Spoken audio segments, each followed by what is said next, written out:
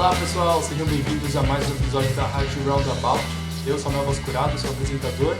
Aqui hoje com o meu querido amigo Sérgio Albert, co-apresentador da rádio, vamos falar sobre Fórum Econômico Mundial. Bom, Fórum Econômico Mundial é um clube da elite influenciadora, globalista, que se reúne todos os anos na Suíça para falar sobre diversos assuntos relacionados ao meu, seu, nosso futuro. Eles são os caras que vão tomar as decisões sobre como será o nosso futuro. E nessa última edição do Fórum Econômico Mundial 2023, tivemos a participação de dois ministros brasileiros, o ministro da Fazenda, Fernando Haddad, e a ministra do Meio Ambiente, Marina Silva. E vamos falar também um pouquinho sobre o que foi que eles conversaram lá, discutiram no painel, especialmente sobre o Brasil. Sérgio, Fórum Econômico Mundial, tema bom, né? Fala, Samuca. Não, o tema muito bom, e acho que eu até comentei com você aí uns dias atrás, não lembro, que o Fórum Econômico Mundial é um desses temas que antigamente parecia que era conspiração falar do Fórum Econômico Mundial, né? Então, eu lembro 10 anos atrás eu comentando sobre o World Economic Forum e as pessoas falando assim: não, cara, isso é teoria da conspiração, para com isso. E daí, alguns anos atrás, eu tô falando lá para 18, 19, já começou a ficar tão em evidência que não tinha mais como negar que aquilo existia. Não no sentido que aquilo não existia, né? Mas no sentido que aquilo, cara, existe, mas é algo sem relevância. Mas existia cada vez mais, estava presente na mídia, cada vez mais a gente via pessoas famosas em todos os aspectos. Então, desde políticos que são popstars hoje em dia, como popstars mesmo. Então, acho que o Bono já foi em algumas. Outras dessas figuras nefastas aí do mundo do entretenimento sempre aparecem por lá, né?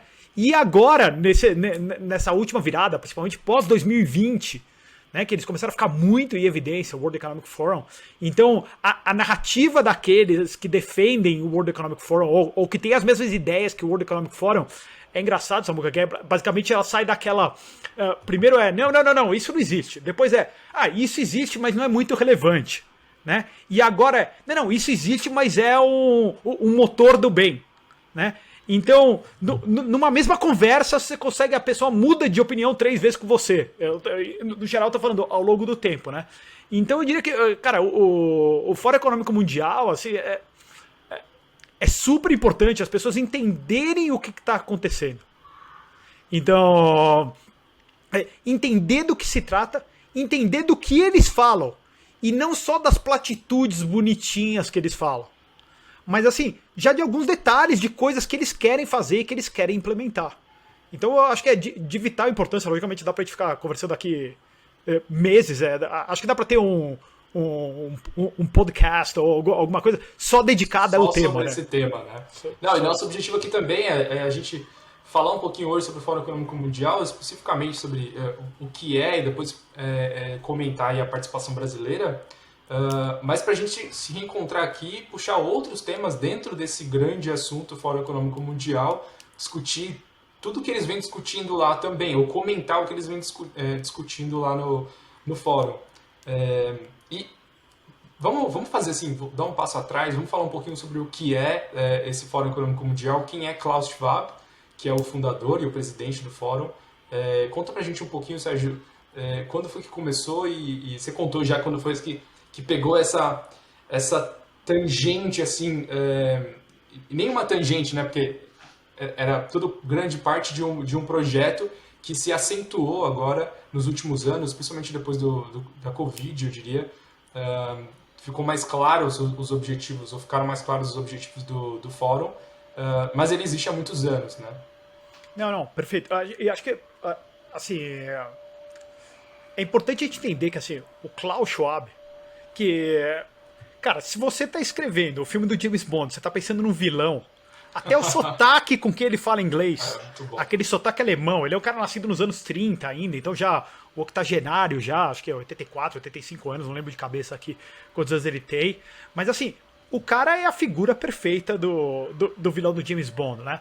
E várias horas ele usa expressões muito muito específicas. E as pessoas falam, não, Deixa eu só dar um pause aqui, porque, cara, você falando isso, eu lembrei do Die Hard, né? Meu, é exatamente isso. Se vocês quiserem aí entrar no YouTube e pesquisar qualquer trechozinho do Klaus Schwab falando, e depois assistir Die Hard, vocês vão ver a conexão que tem entre essas duas figuras. E até fisicamente, ele lembra um pouco, sei lá... Um vilão dos anos 80, né? Não. O vilão dos James Bonds, dos primeiros James Bonds, ainda com o Sean Connery, tem um que acho que é o Telly Savalas, tudo que ele tá careca, tudo. E acho que até ele fala com sotaque. Então a gente tá falando dos James Bonds lá do final dos anos 60, meio dos anos 60. Então, assim, ele realmente ele traz essa ideia perfeita pra gente. O que faz com que várias pessoas falem assim: ah, não, vocês estão vendo ele esteticamente dessa maneira, então vocês estão exagerando, né? Então, esse é o primeiro ponto que vale a pena sempre ressaltar, que sim, nós sabemos que ele parece o Blofeld, né, que é o vilão do 007, mas assim, ele é um cara muito inteligente. Embora, assim, eu diria que 90% das pessoas que estão falando lá são o que nos Estados Unidos eles chamam de midwits, que são assim, cara, são aquelas pessoas de inteligência média, um pouco acima da média, e que os caras começam a babar ovo, mas que não tem profundidade nenhuma. E assim, isso é 90% das pessoas que você vai ver palestrando lá. Mas o Klaus Schwab é um cara super inteligente, sabe? Ele é um cara que... Ele tem um doutorado em engenharia. Talvez por isso essa vontade dele de ser engenheiro social, né, que a gente pode discutir mais. Mas ele tem um doutorado em economia também. Ou é o mesmo doutorado, agora eu não lembro direito, assim, mas ele é um cara muito estudado, e é um cara que ele mesmo fala, depois acho que vale a pena de fazer talvez um episódio só sobre as origens, porque senão a gente vai ficar aqui falando muitas horas, mas assim, ele fala que ele foi muito influenciado tendo aula em Harvard, né? Assim, outro cara que saiu de Harvard, então a piada nos Estados Unidos é assim, se você olhar todas as coisas de horrível que aconteceram na história dos Estados Unidos, sempre tem homens de Harvard envolvidos, né? Mas então assim, ele estava numa aula do Henry Kissinger, que já está aí quase 100 anos e continua vivo, né? Então, assim, o Henry Kissinger, que é também sei lá, um cara do mal. Então, assim, foi o cara que estimulou o Klaus Schwab lá atrás, quando ele era estudante, nessa etapa dele, né? Então, mais ou menos 50 anos atrás, no começo dos anos 70, é quando ele forma o Fórum Econômico Mundial, já. E sempre com essa ideia de, assim, um Estado tecnocrático, mas um Estado tecnocrático que transcenda as fronteiras nacionais. E ele sempre tem na cabeça dele, na cabeça dele, o tema do World Economic Forum o tempo inteiro, os tecnocratas dirigindo o mundo de cima para baixo. Então isso é importante também, né? Os tecnocratas dirigindo o mundo de cima para baixo e salvando o mundo de um apocalipse. Sim. Eles estão sempre partindo do pressuposto de que vai acontecer o apocalipse. É um apocalipse ambiental, demográfico, de alguma forma o mundo vai acabar e eles ali estão preparados para nos salvar. E isso significa que eles vão pensar exatamente todos os nossos passos. Não, eles são os iluminados. E até falando dessa edição atual, então tem o John Kerry, que foi candidato à presidência... nos Estados Unidos perdeu pro Bush filho, né? O John Kerry falou que eles são os extraterrestres. Né? Ele fala assim, ó, para pensar que é extraordinário. Eu não lembro a frase perfeita, então eu vou meio que parafrasear, mas ele fala assim, olha que extraordinário parar para pensar que nós, um grupo de humanos selecionados, iluminados, estamos aqui discutindo isso. E daí ele fala... ele erra a palavra, né? Ele fala assim, é quase algo extraterrestre. Sim. E ele inventa uma palavra lá, sei lá. Mas também não é culpa dele. Errar a palavra é o menos de todos os problemas. Mas, assim, olha o nível de arrogância de todos esses caras. Eles são o nível de iluminado. E ele fala assim, e quem questionar a gente, assim, é porque todos esses caras estão em teoria da conspiração, do mal. Não, e exatamente isso. Você comentou no comecinho sobre cada um desses 3 passos da teoria da conspiração, né? O John Kerry pelo menos deixou bem claro que já está no 3º passo, né?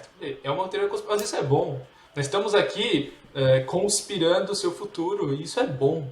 E isso é bom para todos vocês, tal. Eu lembro que assim, sei lá, 10 anos atrás, você escutava os caras falando assim, não, porque, sei lá, você escutava o Alex Jones falando, sei lá, e o Alex Jones falava, não, porque querem colocar microchip em todo mundo. E essa do microchip é uma dessas que passou assim, não, vocês estão viajando, é mentira isso, ninguém quer colocar microchip. Pra depois falando assim, não, é colocar microchip só pra situação específica, só quando for voluntário, o cara quer alguma coisa pra... Não, é excelente colocar microchip em todo mundo e a Não, gente vai colocar microchip em todo mundo. Desculpa, eu não vou me recordar aqui quem foi que falou sobre isso, mas há pessoas que tratam de que no futuro a gente não vai ter mais celular. A gente vai ter quase que uma espécie de código de barras no braço que vai funcionar como assim, uma coisa que concentra todas as informações que a gente precisa.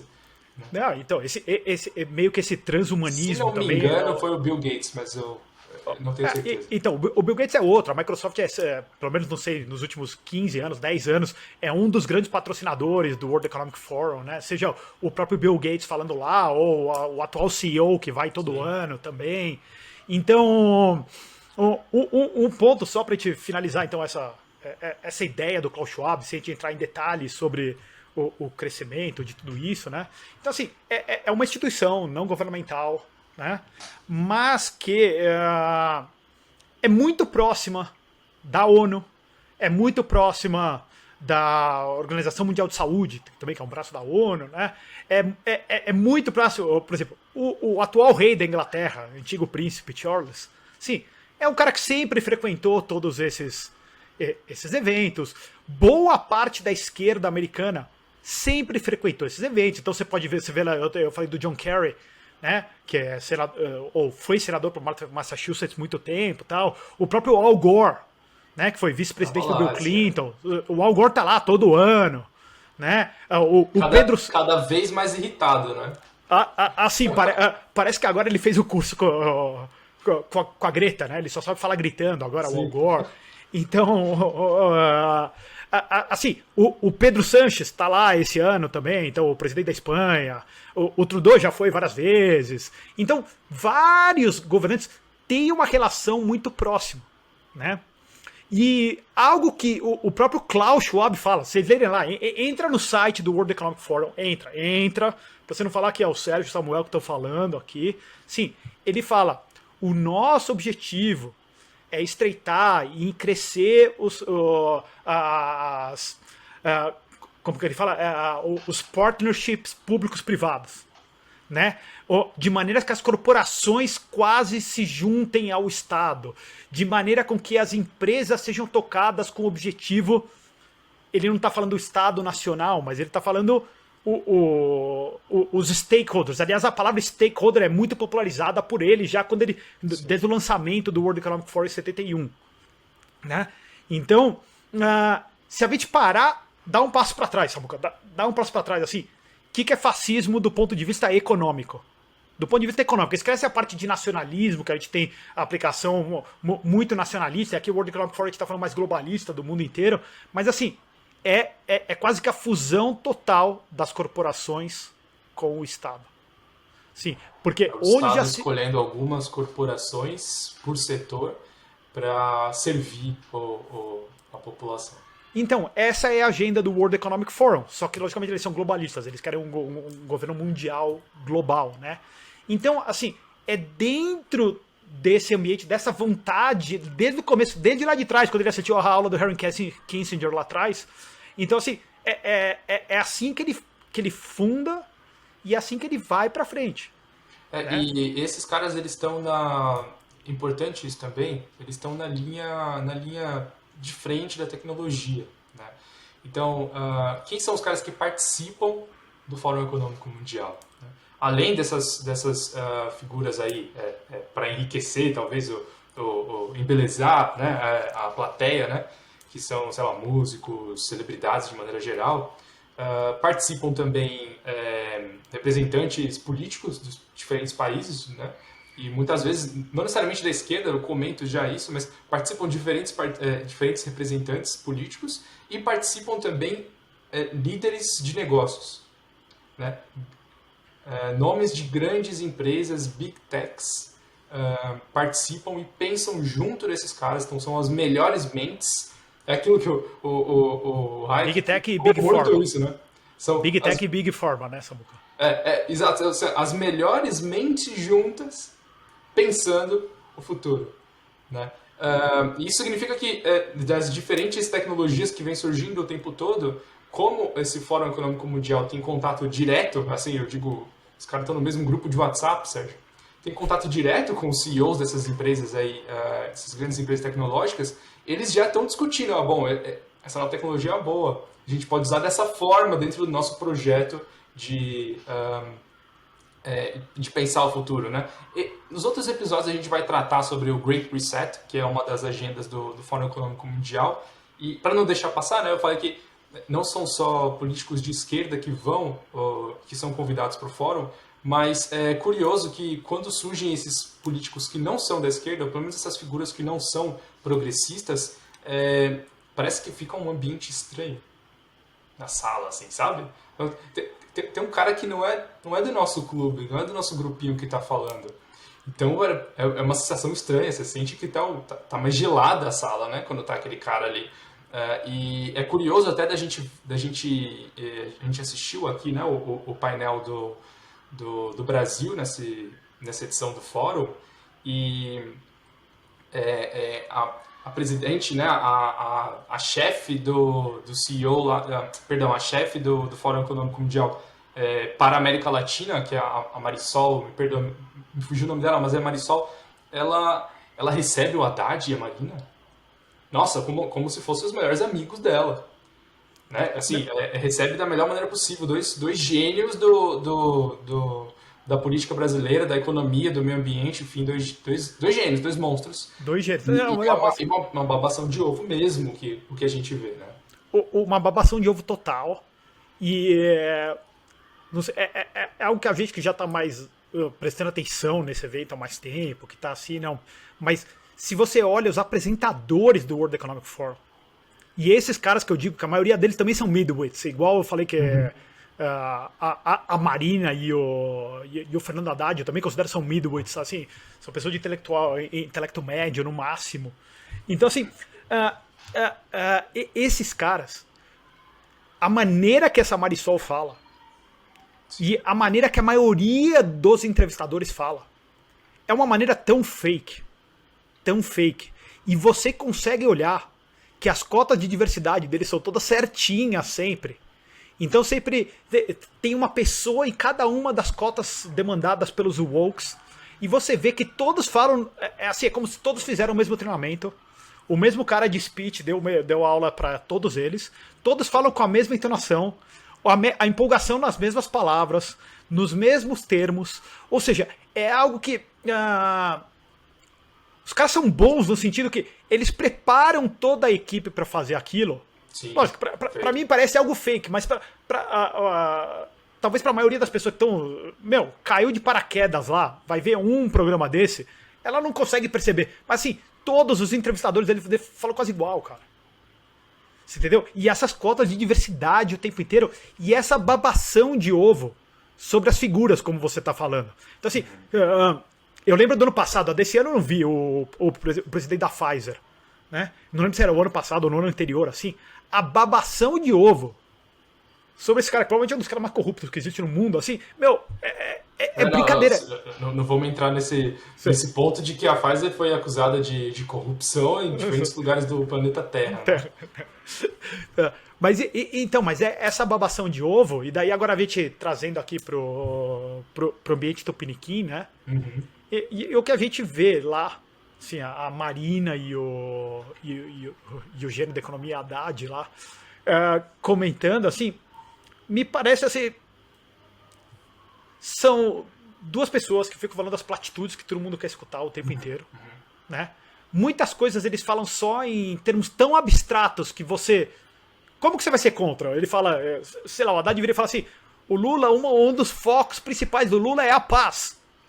Então ok, é a paz, mas o que ele está falando de foco para a paz? Não, é legal você falar isso porque realmente, além deles serem todos muito treinados, né, para falar e tal, eles também têm uma coisa como encantadores assim, de serpentes, né, porque eles falam de um jeito muito bonito, eles pensam em cada uma das palavras que são ditas, né, E a grande verdade é que eles estão se utilizando de eufemismo o tempo inteiro.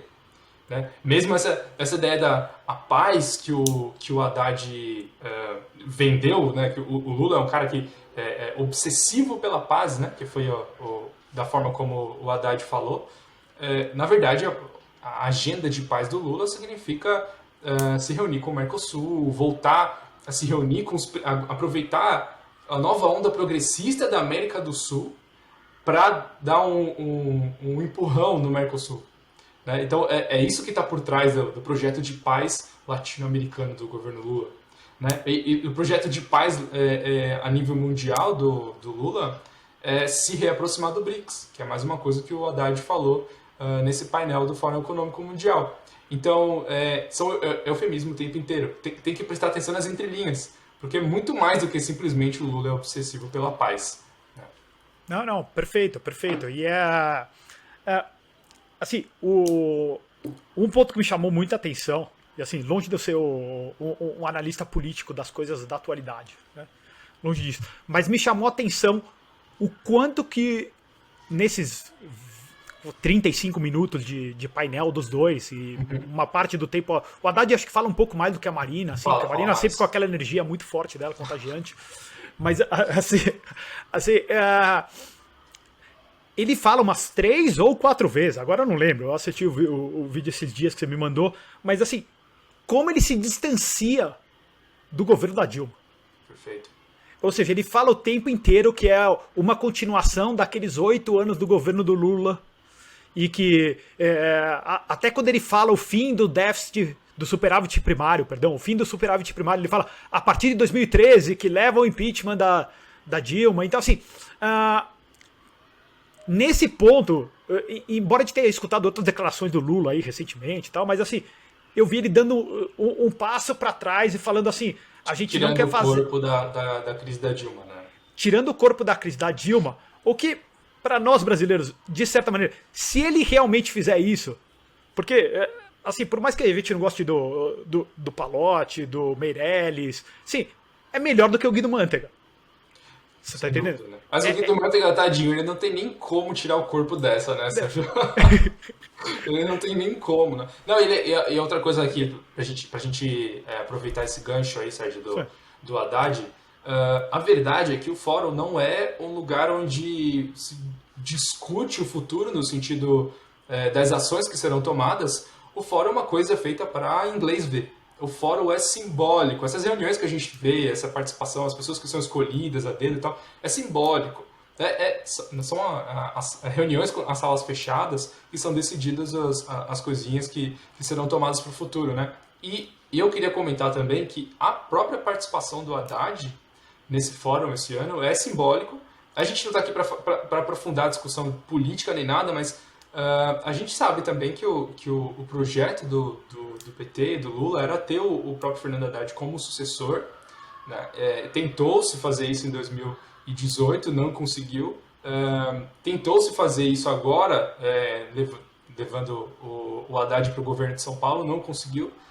Mas o Haddad foi prefeito na cidade de São Paulo, e o Haddad foi ministro da Economia, e agora o Haddad tem a pasta mais importante do governo do Brasil, que é o Ministério da Fazenda. Né? E então ele foi lá, assim como realmente num pedestal, né? Para mim, então, assim, muito simbólica a participação do Haddad lá, muito simbólico o que ele fala, e ele fala pelo Lula. Percebeu que o Lula não participou, o Lula estava ocupado se reunindo com o Alberto Fernandes, mas o Lula não participou. Mas foi muito simbólica para mim essa participação do Haddad e as coisas que ele falou por lá, né? Vamos entrar um pouquinho no detalhe, Sérgio? Vamos falar um pouquinho mais sobre o que foi discutido nesse painel? Vamos. Então, capa do Alberto Fernandes, que fez declaração esses dias falando que inflação é algo que está só na cabeça das pessoas. Né? Uau! Então o Lula evitou o terraplanismo econômico do World Economic Forum para ir falar do terraplanismo econômico do Rapaz, se o Fórum Econômico Mundial está discutindo terraplanismo econômico, eu não sei nem o que chamar aquilo que o Alberto Fernandes está falando. Não, mas então, acho que ele solta muito dessas, né? E um ponto que eu falei, eu acho que é meio para inglês ver esses speeches, eu concordo contigo. Mas muita coisa de verdade das vontades dos envolvidos com o fórum transparece nisso. Sem dúvida. Sei lá, então lá atrás, quando a gente fez umas críticas ferozes ao próprio Yuval Harari, então, que muitas pessoas ficaram ofendidas com as nossas críticas ao Yuval Harari, assim, muitas daquelas entrevistas que a gente citou são entrevistas entrevistas ou palestras, né, dele, divulgando essa vontade, esse afã transhumanista dele no World Economic Forum. Então, a mesma coisa, eu acho que a gente pode trazer aqui para algumas das falas do próprio Haddad aqui, né? Então, um ponto que é assustador para nós libertários, assim, ou para qualquer um que entenda o mínimo de economia, né? É a hora que ele fala assim, não, porque a gente está muito preocupado, a gente quer aumentar o consumo, e a gente quer aumentar o consumo via o crédito.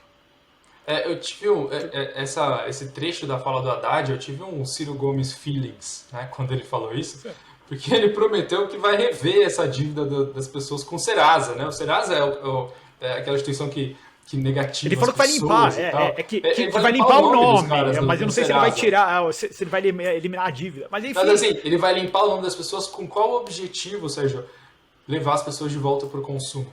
Né? Então, e é crédito ao consumo que é o objetivo dos caras. Perfeito. Olha o nível de insanidade, é aumentar o crédito ao consumo. Sérgio, é crédito ao consumo porque a gente sabe que o crédito para produção no Brasil é também um clube, né? É um clube tupiniquim nesse caso, que são algumas empresas, alguns empresários, na verdade, escolhidos a dedo pelo BNDES.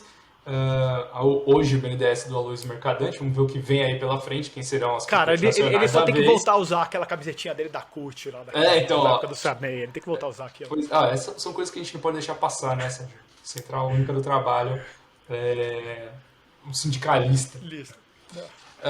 Enfim, tá hoje no BNDES, tudo, ideologia muito forte, né, muito forte, muito presente. E até eu falei aqui da obsessão, a gente comentou da obsessão que o Haddad falou da obsessão do Lula com paz. Na verdade, o Lula, segundo o Haddad, tem 4 obsessões, Sérgio. 4 obsessões. Então, eu escrevi aqui: paz, lutar contra a desigualdade, meio ambiente e democracia são as 4 obsessões do presidente Lula, segundo Fernando Haddad, né? E é uma expressão muito divertida que o Haddad usou, que o Lula é um diplomata nato. Né? Então essa diplomacia nata, o exercício dessa diplomacia nata do Lula são reuniões do tipo aí com o Alberto Fernandes, são essas aproximações com o Mercosul, progressistas, aproximações com o BRICS, enfim, o G20, o que mais? O COP30, que o Brasil se candidatou à cidade de Belém do Pará para sediar o COP30. Então esse é o tipo de coisa que a gente vê dessa diplomacia nata do Lula. E que o Haddad deixou bem claro também nesse evento. O Haddad deixou transparecer aí nesse evento. E é daquela forma, como você bem disse, Sérgio, que é uma teoria da conspiração, mas é boa. Tudo bem, a gente assume que é uma teoria da conspiração, mas isso é bom para você, né? Como aquela pílula que você tem que tomar de qualquer jeito, né? Aquele remédio que tem que tomar de qualquer jeito. É assim que eles vendem o Fórum Econômico Mundial, né?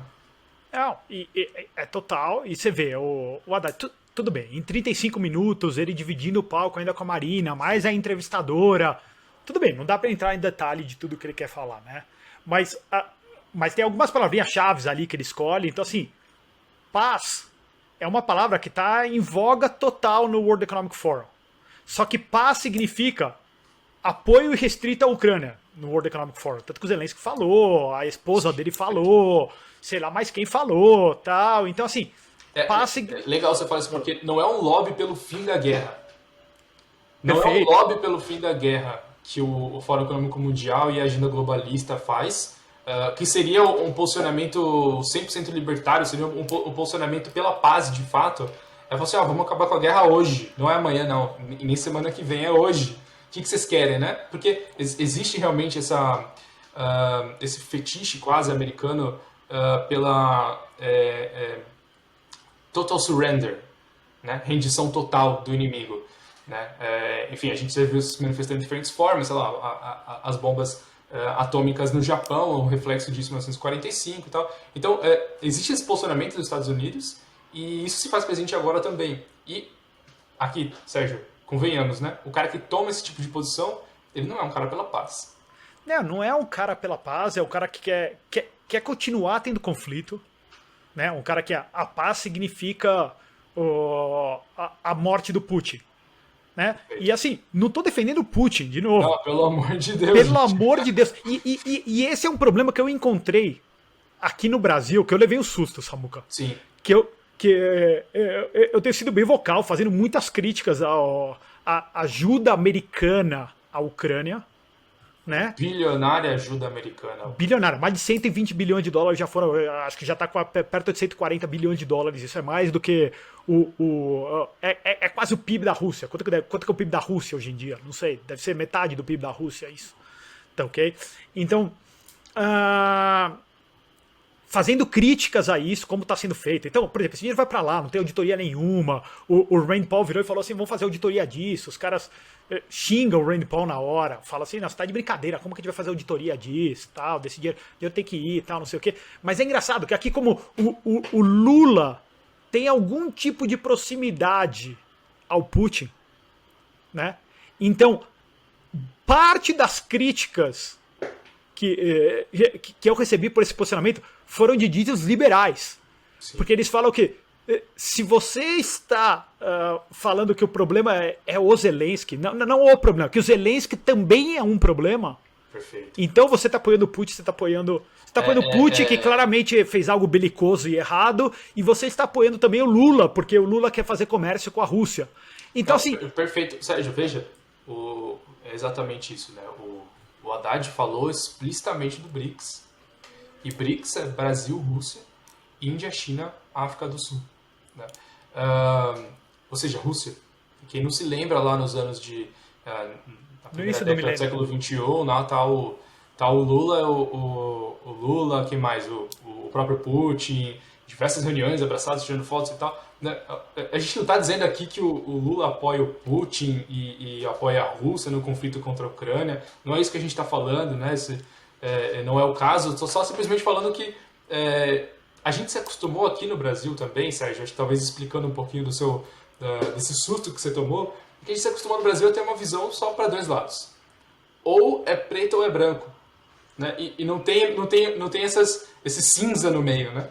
Ou é preto ou é branco. E a verdade é que uma guerra é muito mais do que preto e branco, é muito mais do que simplesmente dois lados, enfim, o certo e o errado, né? Então, isso significa que se você critica o Zelensky, no limite você está apoiando então o Putin. Então não pode criticar o Zelensky. Então, é uma loucura. Isso eu fui pego de surpresa aqui no Brasil. Eu falei assim, e no Brasil eu digo assim, não no grande público, mas assim, no meio dos libertários. Sim. E no meio dos liberais. Talvez não tanto os libertários muito raiz, assim, mas assim, na maioria do movimento liberal, os caras falam assim, não, você tá louco. Tem crise. Então, não tem crise. Tem crise. Então, assim, tudo bem. Voltando um pouquinho, então, a gente pegou essa tangente importante para falar a gente nem falou da Marina ainda. A gente pegou essa tangente importante, mas isso é um pouquinho do paz. Essa obsessão do Lula pela paz. Uma outra obsessão tem a ver também com essa vontade de fazer um novo ciclo de consumo, um novo ciclo de crédito, né? É parte dessa obsessão pela combate à desigualdade, né? E esse combate à desigualdade... E assim, esses dois temas... Quando o Haddad falou de desigualdade, ele falou especificamente sobre miséria e fome no mundo. Então ele falou isso. E aí eu acho também isso fantástico, né, Sérgio? Porque paz, combate à fome, combate à miséria... Ora, quem vai ser contra isso? Não, exatamente, assim, parar de derrubar a floresta amazônica, quem vai ser contra isso? Né? Então, é por isso que é um discurso para inglês ver, né? Por isso que é uma série de eufemismos que eles estão, dos quais eles estão se utilizando o tempo inteiro. E aí, agora que a gente vai ver, sei lá, no caso do Brasil, acho que nem tem muito a ver com mundial, global, tem mais a ver talvez com aqui uma situação doméstica, né? Mas é uma promessa quase de novo ciclo de crédito, voltado para consumo, naquela daquela forma que supostamente funcionou nos primeiros governos do Lula. E até curioso também, o Haddad, ele falou isso, ele falou que dessa vez não tem um ciclo de commodities, então vai precisar de muito mais do que se aproveitar do boom de commodities. Pelo menos o Haddad tá ciente de todas essas coisas, né? O Haddad, pelo menos, ele não tá mostrando que ele, né, acordou ontem e todo o resto é o que os militantes decidiram que é, né? Mas assim, assusta também. Outras retóricas que os keynesianos também sempre trazem junto e andam de mão dada, talvez com esses esquerdistas mais pragmáticos. Se bem que todo keynesiano é um esquerdista no final do dia, né? Mas, assim, equilibrar as contas públicas. E o foco principal dele de equilibrar a conta pública qual é? Imposto. Aumento de arrecadação. Aumento de arrecadação. Porque sim, porque todos esses caras voltam e acreditam no efeito multiplicador de Keynes. Sim. Que é outra barbaridade. Sei lá, um dia vale a pena a gente fazer um episódio só sobre isso, porque assim, é um negócio sem pé nem cabeça também. Mas assim, os caras acreditam nisso. Entendeu? Então ele acha que, não, beleza, o importante é estar equilibrado o orçamento. E esse inclusive, é um erro que alguns liberais também fazem. Né? Que ele fala assim, o importante é um orçamento equilibrado. Não, o importante é um orçamento pequeno, cara.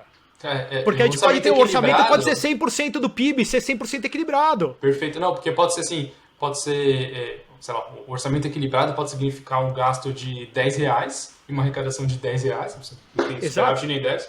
Pode significar um gasto de 10 trilhões de reais e uma arrecadação de 10 trilhões de reais. Então tá equilibrado da mesma forma. A mesma coisa vale para, sei lá, também uma coisa que os keynesianos têm muito, né? É esse fetiche com comércio externo, né? Então, exportar é o que importa, é uma frase que a gente ouve muito na faculdade, exportar é o que importa e tal. Então, vem muitas caras falando assim, não, vamos equilibrar as contas, vamos parar de importar tanto para poder exportar mais e tal. Então, coisa semelhante, assim, né? E até curioso, porque o Haddad não falou absolutamente nada sobre comércio internacional fora desses grupinhos Mercosul e BRICS. Basicamente ele só está falando de... Eu não lembro se ele usa a expressão Mercosul, ou América Latina, ou ele falou América do Sul. Mercosul. Mas o Mercosul dele que expande até Cuba e Venezuela, então... Sim, o Mercosul dele é importante, né? Porque o Mercosul original, digamos, é o Brasil, Uruguai, Argentina, Paraguai, esse cone sul aqui embaixo. Mas ele foi se expandindo aos poucos, ele nunca incluiu, de fato, o Chile, porque o Chile sempre foi um governo menos progressista, pelo menos nos últimos anos, assim, alguns anos atrás, ele era um governo menos progressista. Então não interessava mais ficar próximo, sei lá, da Bolívia, da Venezuela, ideologicamente falando, países muito mais próximos do Brasil, do governo Lula, né, do governo do PT. Então, mas agora que sim tem um progressista no Chile, faz sentido se aproximar. Então a ideia não é comércio, é uma agenda progressista. E eu falo assim, progressista o tempo todo, porque é uma expressão que o Haddad usou. O Haddad falou, temos um monte de presidente progressista na América do Sul agora, vamos aproveitar. É isso que o Haddad falou. Fazer uma agenda comum, acabar qualquer tipo de competição entre país que possa existir, né? As competições intra-país também, acho que a gente pode esperar, intra-país, né? De um estado com o outro, a gente também pode esperar ataque do governo federal contra isso e tal. E em paralelo sempre o que a gente vê, então, daí agora uma agenda industrial que ele fala, uma agenda industrial liderada pelo Alckmin, né? O Alckmin, todos os PSDBistas, aquelas alucinações cepalistas dentro da cabeça de quase todos eles.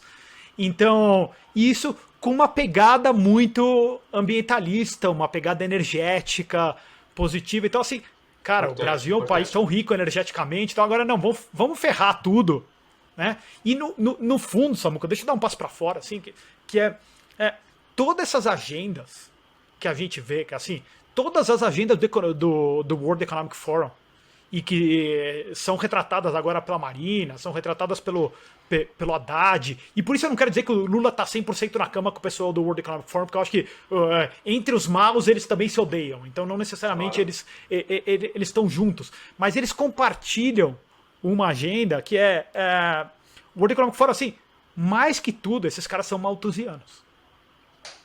Tá ok?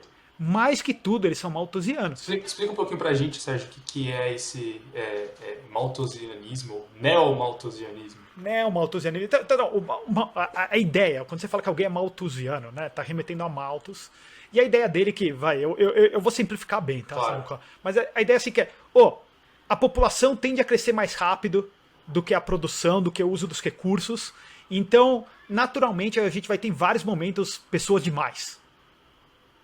Pessoas demais por aí, né? E então, isso gera todas aquelas teorias que existe overpopulation.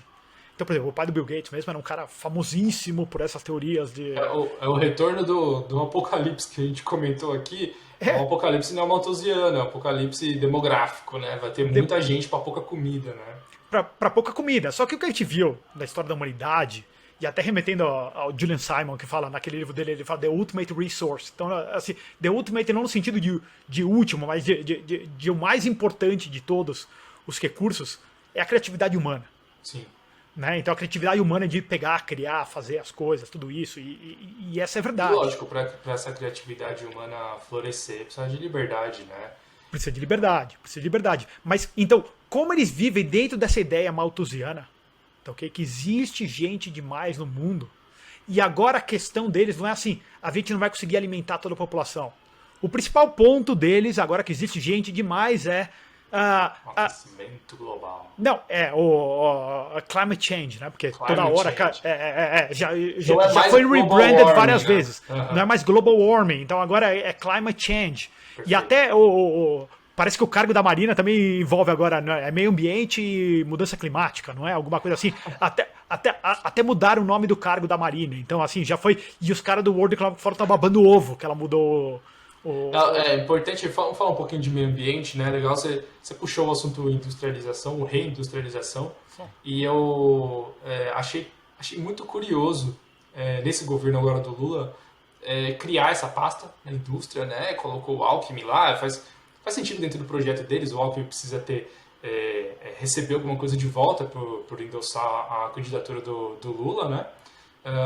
E faz sentido o Lula, sei lá, o Alckmin pegar como o cara que representa o estado mais industrializado do Brasil, vai lá e coloca o Alckmin para ser o ministro da indústria, ele vai reindustrializar o Brasil. Só que, veja só, duas coisas eu falo sobre isso. Primeiro, essa reindustrialização a gente sabe, vai ser um projeto capitaneado pelo BNDES, então a gente pode esperar, sim, muito fascismo no sentido econômico da palavra, alguns empresários amigos do governo recebendo linhas de crédito especiais, né? E a segunda coisa e isso foi falado várias vezes pelo Haddad, é reindustrialização com a preocupação ambiental. Então ele fala reindustrialização, é curioso isso.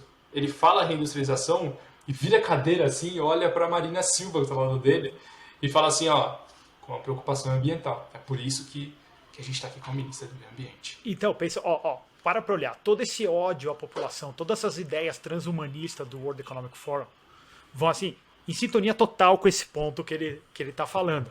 Porque daí, no final, pensa, a agenda, o que é o tempo inteiro?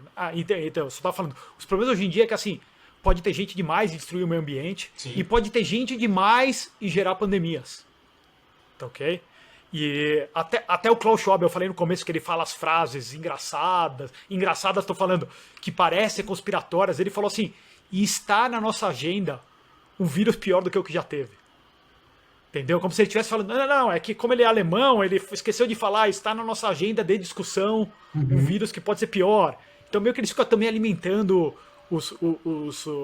a teoria da conspiração, sempre tem uma desculpa, enfim.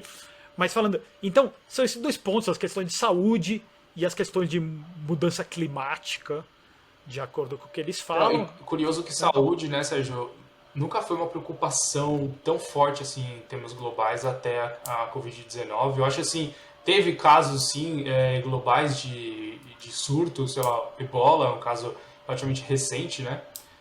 Sei lá, AIDS, se você voltar um tempo atrás, década de 80 e tal. Então, mas tem esses casos, mas... A AIDS, 100% Fauci envolvido em AIDS. Sei lá, depois até vale um bate-papo sobre isso. Assim, o Fauci é um burocrata, sim, que está 100% envolvido com tudo que aconteceu com... Pois é, e veja só, mas no Fórum Econômico Mundial, a discussão, de saúde em termos malthusianos, no sentido malthusiano, ela tomou um caminho muito, muito mais forte desde da crise do Covid. E claro, né, todos os mandatos de vacina, todas as preocupações sanitárias de maneira geral, que vieram acompanhadas aí. E assim, de novo, né, a proximidade com as grandes empresas de tecnologia, né, porque também tudo isso são oportunidades. A gente não está chegando aqui, é até importante falar isso, né, a gente não está querendo exagerar, falar que isso é produzido e tal, esse não é o ponto, mas o ponto é assim, tudo isso é oportunidade para esses caras. Eles tomam tudo isso como oportunidade. Não é à toa que o presidente da Pfizer está entre ano e sai ano, está lá nas reuniões do Fórum Econômico Mundial. O cara quase mora lá. Então, o ponto que eu ia chegar é exatamente esse, Samuca, que todas as ações que eles apoiam, né, que o World Economic Forum apoia, e que, por exemplo, que a gente tem um casamento de agendas entre, vamos pensar assim, o governo lulopetista e o World Economic Forum, né, são todas essas questões que levam a uma centralização absoluta. Tá, ok? E essa centralização absoluta, olha a importância que tem, porque ela faz com que a medicina seja mais cara o tempo inteiro. Sim. Ela faz com que a produção energética seja mais cara o tempo inteiro. Ela faz com que a produção agrícola e a produção de animais seja mais cara o tempo inteiro. Ela faz com que o transporte seja mais caro o tempo inteiro. Então, no fundo, você está criando o tempo inteiro mecânicas de maior controle de todas essas esferas de atuação. Aqui a gente jamais defenderia incentivos do governo para um setor em detrimento de outro setor, nada do tipo. Mas é interessante a gente falar que se a real preocupação desses caras fossem com um boom demográfico e evitá-lo, porque faltaria comida, talvez, para a quantidade de pessoas e tal, a gente não veria, por exemplo, agora, no governo Lula, uma total escanteamento da agricultura. O setor de agricultura, que é o setor extremamente importante, obviamente, não só para o Brasil, mas para o mundo todo, porque o Brasil exporta muito alimento, foi preterido na divisão de verbas do governo federal entre as diferentes pastas, né? E isso é extremamente importante. Eu sei que é uma jogada política, a gente sabe muito bem disso, mas eu digo assim, se a preocupação realmente fosse o combate à fome, né, Sérgio? Fosse o combate à miséria, talvez a gente não visse esse tipo de decisão. Então, e é assim, é claro que, assim, voltando para o World Economic Forum, o próprio Klaus Schwab, o Klaus Schwab entende que incentivos econômicos ou barreiras da esfera de atuação imposta pelos governos define a estrutura produtiva de um país. Né? Define, tô falando no sentido negativo. Ou seja, eu não posso atuar nessa esfera. Ou eu vou ter mais dinheiro público se eu atuar nessa esfera. Então, nesse sentido, ele estimula mesmo. Eu não estou falando que no livre mercado não poderia surgir, né? Na livre iniciativa não surge. Mas essa ordem espontânea, ela é afetada por esses estímulos governamentais. Sem dúvida. Então, assim, eles entendem isso e é isso que eles querem fazer o tempo inteiro. Então, por isso que eu falo assim, você tem que pensar na cabeça que esses são caras que eles acreditam na tecnocracia. Correto? Eles acreditam na engenharia social. Correto? Então, todas essas medidas têm que ser entendidas a partir desse prisma. Né? Na hora que eles estão falando, e eles são malthusianos, então assim, coloca todas essas coisas juntas, né? E daí você começa a entender o porquê de todas essas políticas, o porquê dessa vontade de se criar, e globalista que a gente fala, não é nada contra aquela globalização que a gente falava nos anos 80. Que a globalização globalismo não é globalização. Que a globalização seria o comércio global. Né? E é isso tudo que a gente quer. Tem que abrir as portas mesmo, né? Para bens e pessoas. Né? Bens e pessoas, perfeito. Por que eu não vou contratar o cara que tá lá, o chinesinho, não sei aonde, se o produto que ele faz é melhor do que eu consigo aqui no Brasil, lá nos Estados Unidos e tal. Então por que eu não vou comprar desse cara? Você vai causar desemprego no Brasil, Sérgio. Então, essa é a globalização boa, mas o que eles falam, na verdade, é o globalismo. Sim. E a desculpa deles, de novo, Samuca, assim, esse malthusianismo, né, esse excesso de população, os problemas das pandemias e a questão dessa tal mudança climática que eles tanto falam. Então, assim, são todos efeitos globais que devem ser atuados de maneira rápida, ou seja, a gente não pode travar em processos democráticos, inclusive, que você está falando da palavra democracia, né? Sim. Então, assim, É a gente a não. quarta obsessão do Lula. Que democracia hoje em dia é sinônimo de bom, Sim. né? E é um fim, não é um meio. Mas enfim, talvez o papo para outro dia. Mas assim, então no World Economic Forum, o que eles estão tratando o tempo inteiro é assim, não, para a gente lidar com todos esses problemas, a gente precisa ter agilidade do ponto de vista global e agilidade para impor as soluções criada pelos brilhantes tecnocratas, como o John Kerry falou no começo. Ou como o Yuval Harari fala o tempo inteiro. É um privilégio. O John Kerry, ele falou nesse sentido, né? Ele falou, é um privilégio estar aqui junto de vocês, as melhores cabeças do mundo, tomando decisões pro resto. Né? E é legal ele falar o seguinte, pensando aqui também que, pegando de novo esse negócio de hipocrisia aqui, né? A gente falou sobre meio ambiente, né? Que é a terceira obsessão do Lula. Todo ano tem esses questionamentos. Né? Os caras falam muito de meio ambiente, os caras falam muito sobre energia renovável, falam muito sobre utilizar combustíveis que não sejam combustíveis fósseis, etc, etc. Mas os caras tudo viajam de jatinho privado. Tinha 1.000 e tantos jatinhos lá, pousaram. 1.000 e tantos jatinhos. Não sei se você viu. A média de distância que esses jatinhos percorreram foram 400 quilômetros. 400 km, dá pro cara pegar um trem, velho. Dá pro cara pegar um carro. Tô falando assim. Tá falando, Sérgio. Não, olha só, pessoal. Teve jatinho de 13 km de distância, Samuca. 13 quilômetros. O cara de bike. É uma coisa assim, importante de falar. Acho que a gente não. Às vezes as pessoas não têm muita noção aqui, já ouvindo a gente do Brasil, elas não têm muita noção das distâncias, né?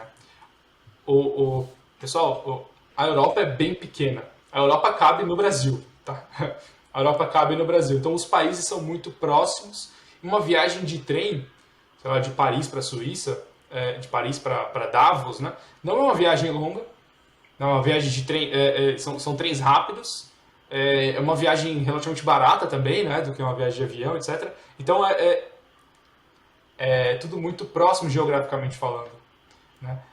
Nada justifica que esses caras utilizem um jatinho. Uma coisa é, obviamente, o cara vir dos Estados Unidos ou o cara sair do Brasil e ir para a Suíça de barco, de navio. Isso é uma coisa, né? O cara vai de avião, mas outra coisa é quem mora na cidade do lado.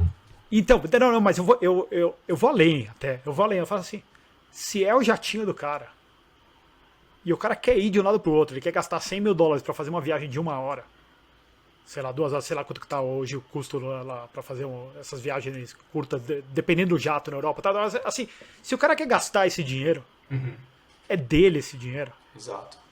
É problema dele. Agora chega lá e fala pra gente que a gente tem que andar de bicicleta pro trabalho. Exato. Daí o cara não pode. É essa hipocrisia que é o problema que você tá falando. Primeiro, que não é dinheiro dele, é dinheiro público. Né? Na grande maioria dos casos. E o segundo, que o cara vai lá e ele vai vai dar aula pra todo mundo, falar, cara, onde já se viu você ter um carro de final de semana, você tem um V8 de final de semana? Onde já se viu você comer carne, a flatulência das vacas? Então, assim, qual que é a moral que um cara desse tem? Não tem moral nenhuma pra falar isso. Sim. É uma hipocrisia tamanha. É como, por exemplo... Pode falar. Não. Ia falar. É como todos esses caras que morrem de medo da mudança climática, que o mundo vai esquentar e vão derreter todas as geleiras de um lado para outro, e todos eles têm casa na beira da água. Né? O Barack Obama tem aquela mansão que ele comprou em Martha's Vineyard lá, que é na água. O Bill Gates tem aquela casa gigantesca dele em Seattle. A Nancy Pelosi tem a casa também. Os caras na França também. Assim, cara, por isso que Mises está correto quando ele fala que a preferência de verdade é a preferência que você demonstra. Perfeito. Não é só a preferência que você fala. Né? Comentando sobre isso também, acho que os nossos amigos aí do Greenpeace têm chamado isso de hipocrisia ecológica, né? Curioso, né? Não que o Greenpeace odeie essas reuniões do Fórum Econômico Mundial, pelo contrário, mas é muito curioso que eles falam dessa hipocrisia ecológica, denunciam essa hipocrisia ecológica.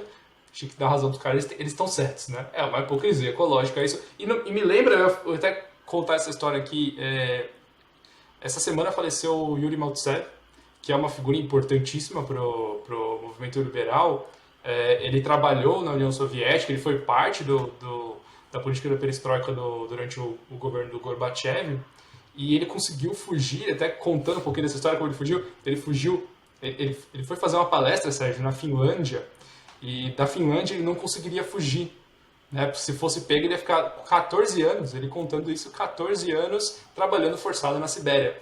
E aí, numa das conversas, das perguntas, o cara virou para ele, Sérgio, e falou assim, meu, você tem medo de voltar para a Rússia, não? Você não tem medo de voltar para a União Soviética? Aí ele falou, pô, mas não tenho escolha, eu tenho que voltar, né? Aí no fim das contas o cara falou assim, não, mano, tu tem uma escolha, mano.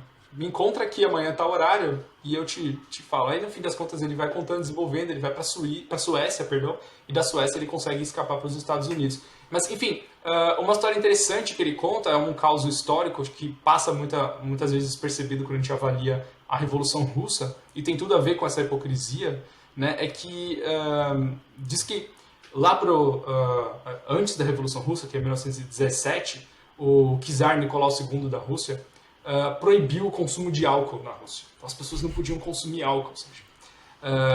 Só que assim, existe uma elite. Né? A elite sim podia consumir álcool. Então as pessoas viam essa elite fazendo festas, a nobreza fazendo festa, a nobreza bêbada nas praças, passando vergonha e tal. Falei assim, pô, mas eu não posso tomar minha vodka, mas os caras podem fazer esse show aqui, meu. E diz que esse é um dos motivos que gerou essa pressão popular e que alimentou essa discussão de divisão de classes que os intelectuais marxistas e socialistas se utilizaram para a Revolução de 1917, né? E depois a Guerra Civil que aconteceu. Mas é curioso que um caso histórico que representa justamente o começo, assim, o movimento mais forte assim, do socialismo da esquerda no século passado, né? Pelo menos do ponto de vista do mundo ocidental enxergar, né? que é a União Soviética, começa também, uma parte dela começa com essa hipocrisia da elite, né? E aqui a gente está vendo exatamente agora essa hipocrisia da elite. E até pegando também um gancho sobre isso, é que nós aqui, o que a gente pode fazer nessas situações, né, Sérgio? É que a gente não está advogando por uma revolução, né? Eu acho que é exatamente o contrário. A gente está advogando por uma contra-revolução, né? A revolução quem está fazendo são eles. Eles estão prometendo uma revolução mesmo, uma revolução globalista, um planejamento central a nível global, né? E nós, como indivíduos, nós temos que ser contra-revolucionários, então. Né, o que o pessoal da progressista chamaria de reacionários, talvez, mas acho que é essa a posição que a gente tem que tomar, né, Sérgio? Então, falando dessa terceira opção do Lula, meio ambiente, os caras também são hipócritas, né? Também nesse tópico, né? Não, são hipócritas, e se a gente for olhar também, assim, os maiores casos de desastre ambiental, quase todos eles são em países socialistas. Então, tem o caso de o Mar de Aral, até Chernobyl mesmo é um desastre estatal. Sem dúvida. Né? Então a gente começa a olhar para trás e quanto mais top-down a gente tiver, né? Quanto mais centralização do poder político existir, mais longe a gente está do indivíduo, mais perto a gente está da tirania e do totalitarianismo. E assim, e no final do dia é esse o objetivo desses caras. Né? E assim, falando sobre essa quarta e última obsessão, Sérgio, que é a democracia, que é também a democracia no sentido original da palavra, né, não no sentido contemporâneo, ela é um meio, né, um meio para se definir a forma de organização do poder, etc. Então a gente esperaria que uma das ferramentas que a gente tem à nossa disposição é justamente a democracia, né, escolhendo então um caminho contrário à concentração do poder, ou desconcentração do poder, etc, etc. Só que, novamente, né, recheado de eufemismos e hipocrisia, democracia é outra coisa. Não é mais não é mais um meio, é um fim, né, que foi o que você falou aqui. E falar um pouquinho sobre isso, além, lógico, da hipocrisia, né, a gente convenhamos, o cara fala de democracia e está elogiando o governo da Venezuela, o governo de Cuba, o governo, sei lá, da Bolívia, que são o contrário de democracia, né? É curioso também que o Haddad falou isso, o Haddad falou sobre extrema-direita, que enfim, é a palavra da moda aqui na política brasileira, extrema-direita. E essa extrema-direita, ele falou isso, ele falou assim, olha, meu, a extrema-direita se organizou no Brasil, Sérgio, e vai ser oposição ao governo Lula. E isso é ruim. Ou seja, todo mundo que for oposição ao governo Lula, ele é a dita extrema-direita, ou que nos Estados Unidos a gente fala de far-right. E assim, que ninguém entende o que é. Né? Então, significa que você se opor um pouco à esquerda. Então, assim, a loucura tá tão grande nos Estados Unidos, por exemplo, que o Glenn Greenwald, que é conhecido no Brasil também, porque ele mora no Rio de Janeiro, Sim. que é um cara, assim, socialista, cara. Sim, ele é um cara de esquerda. Mas só que assim, mas ele não é débil mental. Tá ok? Ele é contra todo esse movimento woke, ele é contra o Estado espionar nas pessoas, tudo. Então, assim, ele já é tratado hoje em dia nos Estados Unidos, tá ok? E eu diria que ele interpreta muito melhor as questões americanas do que brasileiras, eu diria. Ele entende muito mais o que está acontecendo nos Estados Unidos. No Brasil, eu gosto muito menos dos comentários do Glenn do que eu gosto quando ele está falando nos Estados Unidos. Mas, enfim, assim, esse é um cara que assim, ele é socialista, tá ok? Ele é super da esquerda. Ele é tratado como um cara do far-right. E eu tô falando da figura dele que é super conhecida aqui no Brasil, mas assim, tem outras figuras assim nos Estados Unidos. E por quê? Porque esse mesmo discurso que você tá falando, de tratar toda e qualquer oposição ao governo progressista atual como extrema-direita, sem nunca definir o que é extrema-direita. Antidemocrático, né? E o antidemocrático é outra palavra da moda também, né? Que, enfim, a democracia, depois acho que vale um episódio aí discutir só o que é democracia, que é só uma maneira de tomar decisão sobre algum assunto. Né? Só isso. 50% mais um. Então, a gente pode viver sobre um totalitarismo. Lógico, tem outras questões. Não, e o 50% mais um já é uma regra determinada dentro da democracia. Sim, perfeito. Acho que tem várias questões com democracia, né? Tem, sei lá, a divisão dos poderes, que é uma coisa importante também. E mesmo, de novo, né? Divisão dos poderes dentro desse contexto de democracia e tal, mesmo nesse momento, inclusive no Brasil, a gente tem que alguns poderes são mais poderosos que outros. A gente tem visto isso aqui bem forte. Até o judiciário tem atacado o legislativo de frente mesmo, né? E sobrepostos ao legislativo. Então, toda essa... Eu estou usando muito essa palavra, eu achei muito divertido o Haddad usar essa palavra também. Toda essa obsessão por democracia de novo, mas é uma coisa hipócrita, né? Não. É demagogo, né?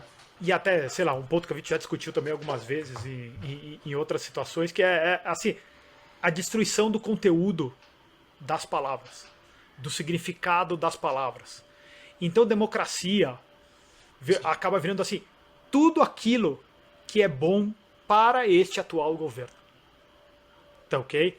Então, inclusive, destruir a democracia para que ela seja mais democrática do ponto de vista dele, ou seja, que seja melhor para ele, então, é esse o caminho que ele quer chegar. Sim. Entendeu? Então não é uma discussão para... Porque, e aqui, voltando, hein? A gente pode ser o governo mais democrático do mundo e ele pode ser o mais totalitário do mundo ao mesmo tempo. Sim. Tá ok? Isso daqui também, acho que muitos liberais não conseguem entender isso na cabeça deles. Como? Se é uma democracia, ele não pode ser totalitário. O que importa no final é o escopo de atuação do governo. A distribuição dos três poderes, ou seja, só para fechar o círculo aqui, mas assim, e isso vai total em direção ao World Economic Forum, que é assim, o único caminho pra gente hoje não é esperar que a gente vá viver numa sociedade libertária, onde a gente tem 7, 8 bilhões de pessoas no mundo vivendo sob regimes libertários. Ok? Eu acho que a única solução pra gente é descentralização política. Cada vez a gente descentralizar mais. Então, por mais que existam esses três poderes, por mais que exista um processo democrático lá em cima, o que importa é a liberdade de autodeterminação de cada vez mais pessoas. Então, achar que você tem o mesmo nível de influência política numa pequena cidade, que você tem sobre um país, que você tem sobre a União Europeia, que você tem sobre o governo mundial, assim, qual deles que está mais apto a ser totalitário. Independente de como a gente escolha os burocratas iluminados que estão lá em cima. Tá? Então, acho que é esse o ponto. Essa obsessão de falar democracia o tempo inteiro é uma vontade de falar democracia tudo aquilo que é bom para o governo atual. Sim. E a gente vai ter que fazer um episódio especificamente sobre democracia, né? Sem dúvida nenhuma, vamos falar sobre esse assunto aqui, e acho que mais de uma vez, né? É um assunto importante para a gente discutir aqui na rádio. E eu até queria pegar esse gancho, Sérgio, que você falou sobre essas palavras que vão perdendo o seu valor, né? Isso é até uma teoria do próprio Hayek, né? Sobre weasel words, que o grande Ubiratan Yoro aqui no Brasil traduziu como palavras doninhas, que são... Doninha é um bichinho tipo um furão, assim, né? Que ele consegue pegar um ovo, ele faz um furinho no ovo e tira o conteúdo do ovo sem parecer que ele consumiu aquele ovo. Então é só um furinho minúsculo que não dá nem para perceber, né? Então, no caso do Hayek, quando ele fala de weasel words, quando ele fala de palavras doninhas, ele está falando especificamente principalmente, né, sobre social, que é o principal exemplo dele. Social já faz tempo que perdeu sentido aqui no nosso mundo, né? Social virou coisa antiga, né? Eu acho que é legal você falou isso porque a coisa que a gente mais viu, ou a gente mais vê no Fórum Econômico Mundial são essas palavras doninhas. São ambiental, democracia, paz, né? Fake news. Não, desigualdade, fake news, putz... Desinformação. Então, são as ferramentas que eles usam, Samuca. Acho que é isso. Afetar a linguagem também. Não é só afetar os processos, mas deturpar a linguagem. Na hora que a gente não tem mais a linguagem para conseguir se comunicar de maneira clara, aonde que as pessoas têm a capacidade de absorver o conteúdo de verdade daquilo que está sendo discutido. E caminhando aqui para o final, Sérgio, eu queria pegar abrir aspas para a Marina Silva. A gente falou pouco da Marina Silva, né? Mas a Marina Silva treinou essa frase na frente do espelho, Sérgio, por dias, eu diria, não foi nem horas. Desde que ela recebeu a notícia de que ela ia viajar para Davos, na Suíça, ela tem treinado essa frase. E acho que dá para expandir isso, né? A Marina Silva ela se tornou um ídolo, né? Tirou foto com a Greta e tal. E também tratada pela própria Marisol, lá, que foi apresentadora do painel. Ela é um ícone da luta ambiental, etc, etc, etc. Ela falou uma frase, eu vou ler aqui, que ela treinou na frente do espelho, Sérgio. Eu não treinei na frente do espelho que nem ela, então não vai parecer um pouco falso, né, que eu vou falar. Mas ela falou assim, queremos um Brasil economicamente próspero, socialmente justo, politicamente democrático, culturalmente diverso, ambientalmente sustentável. Acho que a Marina Silva resumiu muito bem o que é o Fórum Econômico Mundial. Um monte de palavras, um monte de eufemismo. Não, um monte de platitudes aí, um monte de coisas que não querem dizer nada. Não, acho que, o último comentário que eu faço sobre a Marina antes da gente acabar é... Cara, eu escutei a entrevista no 1.75 de velocidade e mesmo assim quando ela falava eu sentia que eu tinha que ir pro 2, sabe, Sim. de velocidade, porque é tão lenta a maneira que ela fala. Então...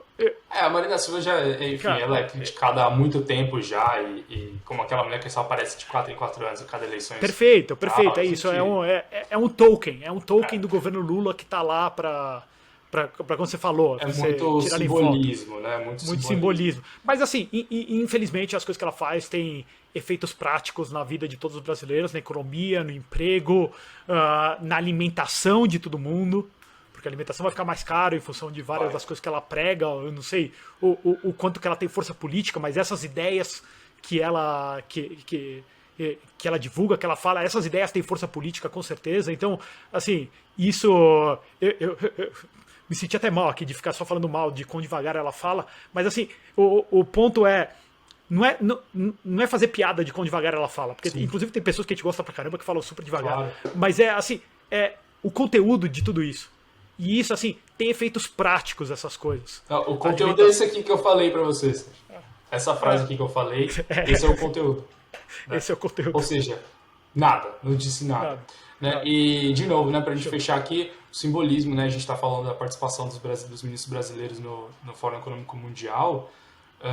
Foi escolhido o ministro da Fazenda, o o que eu entendo que é o principal ministério de um governo, né, a economia, e foi escolhida a ministra do meio ambiente. Então isso eu acho que representa muita coisa e é o que a gente pode assim começar a conjecturar sobre como serão os próximos 4 anos aqui no Brasil e a proximidade com essa agenda globalista. Sérgio, mais um ótimo, fantástico episódio da rádio. Sempre muito bom trocar essa ideia contigo. Pessoal, assistam nossos episódios anteriores, assistam os próximos episódios. Fiquem ligados na Rádio Roundabout e nos vemos na próxima. Um abraço.